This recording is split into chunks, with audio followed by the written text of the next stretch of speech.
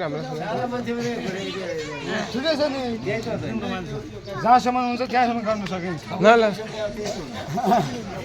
ए मादलको दुईपट्टि ताउ छैन दुईपट्टि ताउ छैन मायालुलाई बोलाउने ठाउँ छैन चिनको छिनैमा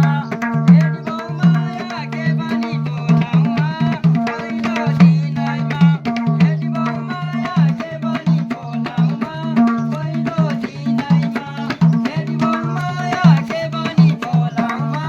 पहिलो दिनैमा